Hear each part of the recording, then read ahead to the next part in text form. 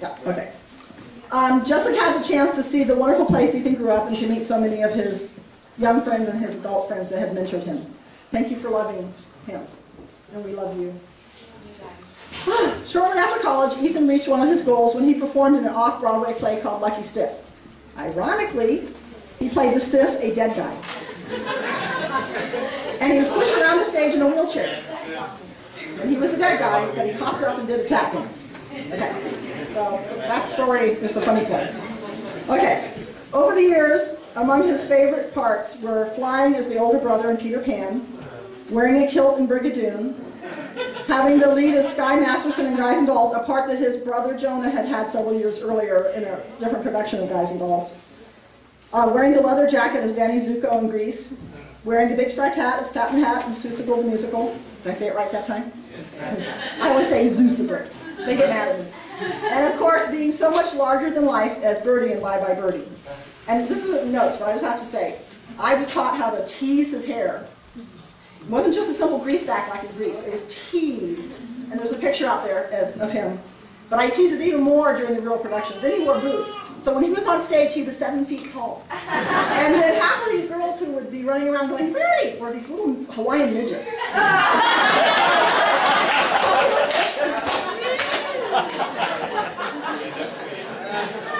And keep in mind, he's like 15, okay? He was 15 when he no, he was 15 when he was Sky Masterson, 16 when he was Birdie. And for his last role, and I think it was his favorite role, was he didn't even have the lead. Ralph got it. And that was because he was the brother with all his wonderful friends when he performed in Seven Brides for Seven Brothers, which, by the way, Brigadoon and Seven Brides for Seven Brothers were the plays that I spent 15 years getting those directors. Do Brigadoon. Do Seven Brides for Seven Brothers, because those are my favorites. So I just want everyone who was a brother or a bride in Seven Brides for Seven Brothers to stand up. All right, challenge person.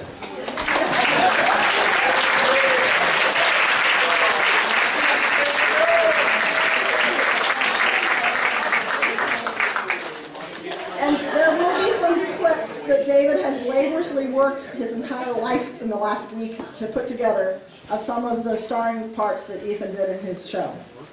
Ethan was so loved by all of us, by April, Jonah, Flora, Haley, his brothers and sisters, and he loved them all so much, as well as his cousins Adam, Kristen, and Dylan, and aunties Katie and Margaret, who are all here today.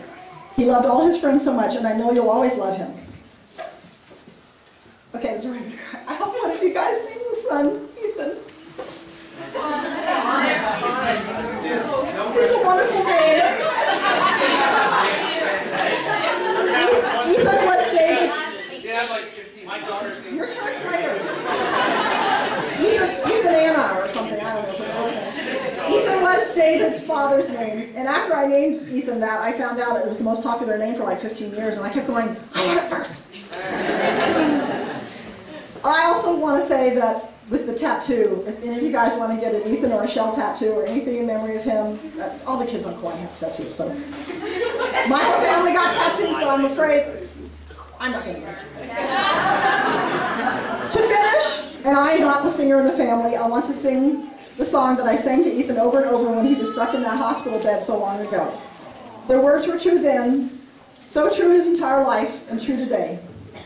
You are my sunshine, my only sunshine. You make me happy when skies are gray. You'll never know, dear, how much I love you. Please don't take my sunshine away.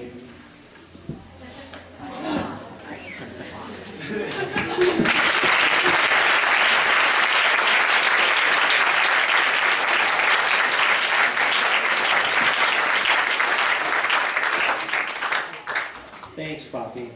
Poppy just kind of tells it like it is, huh? That's what I love about her.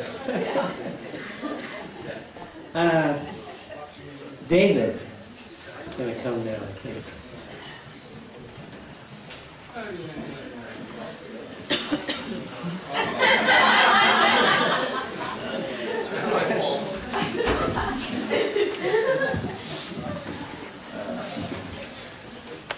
Thank you all for coming.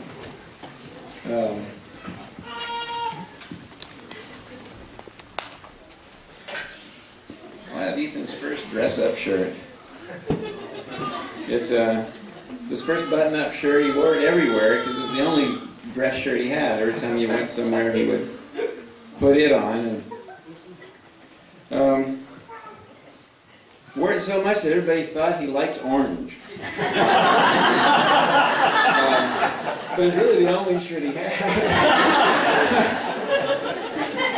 And it was just last year he kind of said, "Don't tell Mom, but orange isn't my favorite color. Just wear orange." I wore orange for a little while, and then everybody thought it, but so we went with it.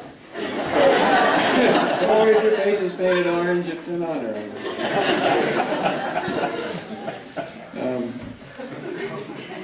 Anybody here ever heard him say something was life-changing? You have stories? So a lot of things were life-changing to him. I mean, I think it's not even facetious. I mean, it really were. I went to a zoo and it was life-changing. Well, it was. It was also the same zoo we went on our honeymoon, and the monkeys did terrible things. But, So as Rex said, Ethan embodies us. He is born from us, and as a father, I really believe that. I mean, I always believe that the relationship of a child to their fathers is really how our relationship to God. It's like we're God. You know, I always looked at that from kind of from their point of view, of they're looking at me, but He's our creation, and from my point of view now, looking down at Him, it's true. We pour out ourselves, we teach Him things, we try to correct Him, we nurture Him, we send Him vitamins. Thank God for free minutes so we can call Him. And He called us a lot. He was calling, I'll get to that, but He was calling, that day He called both Poppy and I. I talked to Him 12 hours earlier about just things, and we had a wonderful relationship. It was, you know, there's no ghosts. There's no, what can we have done, or, you know, he's mad at us, or we're hassling Him about money or work or anything. It was pure. And there's people who lost their children, and they still have them. You know, they don't call them up. They don't. They aren't close to them. They don't. They're separated through anger or some misunderstanding, and they're just time. And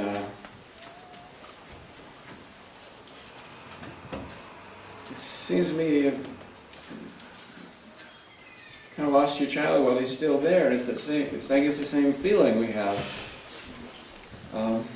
You can dull it, kind of just go on. You can kind of ignore that the child's not there because maybe you're angry at him or you don't feel it. But this thing I'm feeling right now it's there.